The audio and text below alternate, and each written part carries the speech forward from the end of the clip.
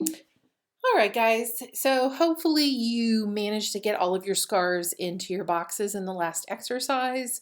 I do just want to reiterate, I really hope that you're taking the time to figure out how to do these functions because it will make life a little easier as you continue to progress in CLO 3D.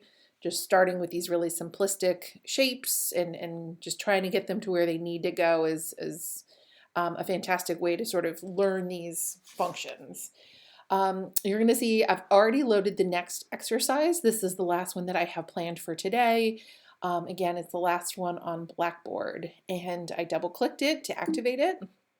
And you'll see I have a window here about Gizmo practice. I'll close it and I'll close my library. Okay. Now, the first thing I want you to notice is that I've got a series of squares, and the white ones are the pieces of fabric that we're going to be placing on top of our pedestals. And then I have these purple things, okay? So if you ever open up something like this and you're trying to figure out, what am I supposed to be working with? What's real? What's there? What's not there? Um, Make sure that you're using both of your views. Because remember, your pattern pieces will always be present in your 2D window.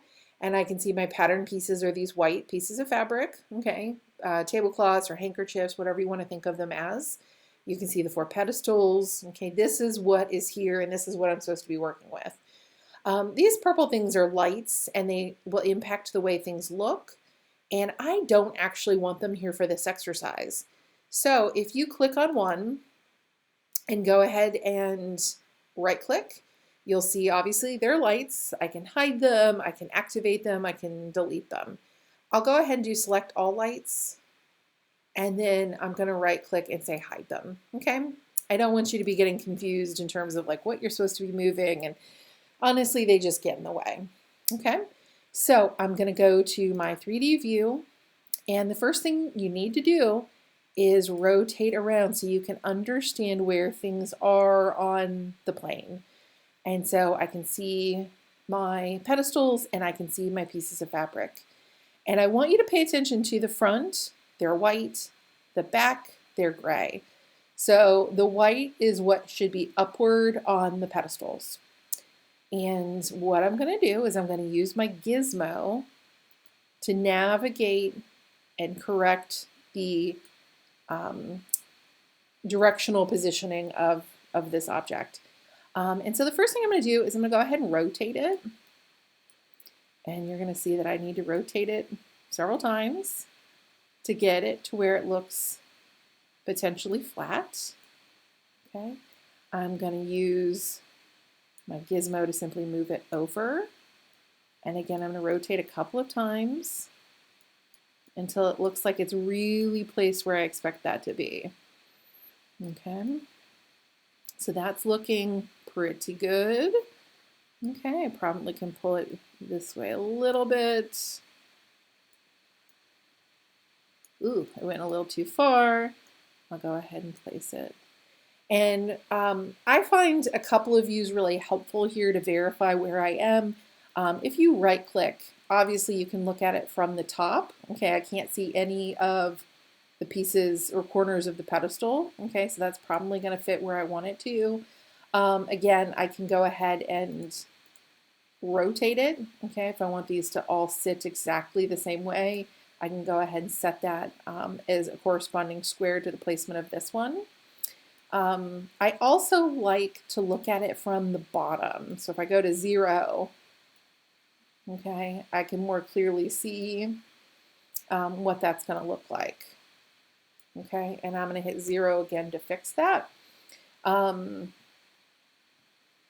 if I just zoom out a little bit, I can see this square, and that is probably going to fall exactly the way I expect.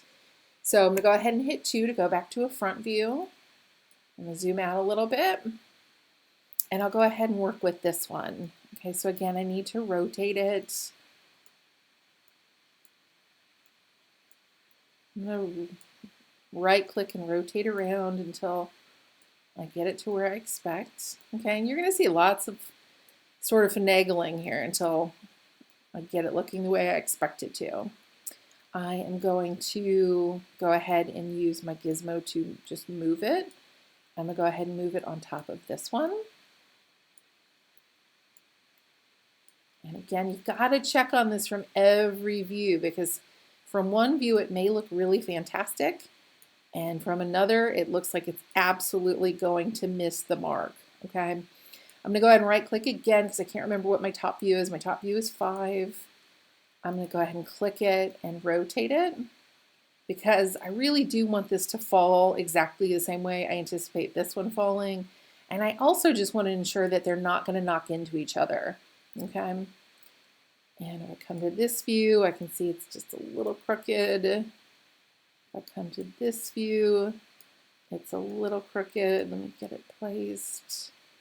Okay, and from all of those views, that looks pretty good. Okay, so again, I'm going to go to my next one. I'm going to focus on rotating first. And you're going to see as you work, I've actually tried kind of different techniques every single time. I've tried having a different view. Like this time I actually came to the side before I started rotating it, so I'd get a sense of, you know, am I flat initially? I'm going to go ahead and use my gizmo to start shifting this over. And again, I've got to keep changing my view and changing my view until I can really tell that I am where I want it to be. And you can tell I went too low because my pedestal started to come through it. I'm going to rotate that a little bit more. Oops, too far. And move this over. And again, rotate, rotate, rotate until I look like I have it where I want it to go. Okay. Flatten it out a little bit. I'm going to zoom out so I can grab this one. I'm going to go ahead and move this down first. I'll click it again to turn on my gizmo. I'm going to go ahead and rotate, rotate, rotate. I'll use my gizmo to go ahead and start moving it and placing it. Ooh, totally missing the mark, okay? I'm going to go ahead and hit 5 to do my top view. It only took me a couple of times to remember what my top view keyboard shortcut was. Not too bad. Go ahead and rotate, or turn and move again. Turn and move again. Rotate a little. And again, I'm going to do a circular view. And I'll actually hit 0 so I can see these from underneath. This one looks just a little off.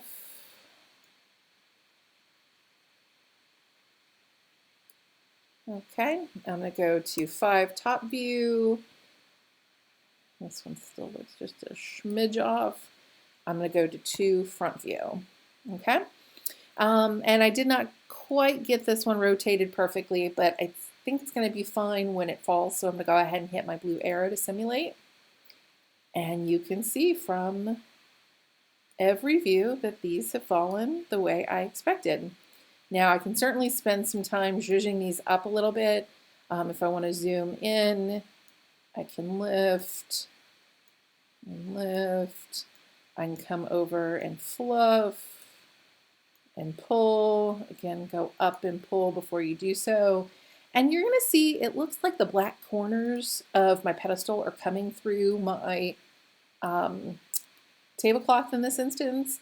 They are not really, but it does have something to do with the view that we're using in the particles.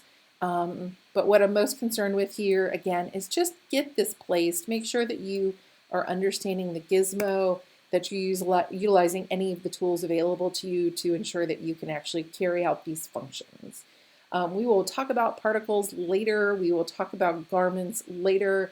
I just want to wrap up today with these exercises, and I hope that you've taken the time to master them.